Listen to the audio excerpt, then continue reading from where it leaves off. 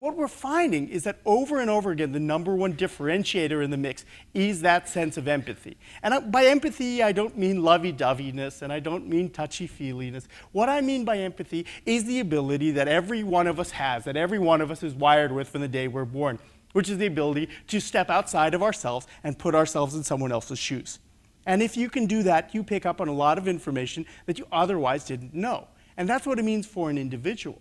For a company, it means stepping outside of your company. It means stepping outside of your building and stepping out into the world and bringing that outside world into you so that you have an intuitive understanding of what's going on in the world.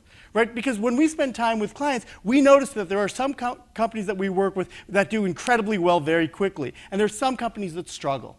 And the ones that do incredibly well have that innate sense of empathy.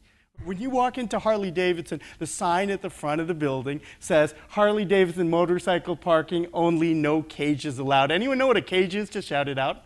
It's a car, right. Because if you ride a motorcycle, you know that a car is a cage. It's something that locks you in from the outside world, that prevents you from experiencing the world in all of its freedom and joy. And if you drove in a rented Taurus from the airport, welcome to Harley-Davidson, but parking's in the back. If any of you have been to Nike's campuses in Beaverton, Oregon, it looks a lot like a college campus with all the boring buildings removed. Like, it's just gymnasiums, one after the other, and a little bit of offices. And there's a running track that goes around the entire campus. And every building is named after a different sports star. So they have the Tiger Woods Center, and the Michael Jordan Center, and the Mia Hamm Center. And the Mia Hamm Center is themed around the entire notion of soccer. Sorry, not soccer, football, because that's what most of the world calls it. And so this football-themed building is where most of the people who work on football shoes and equipment live.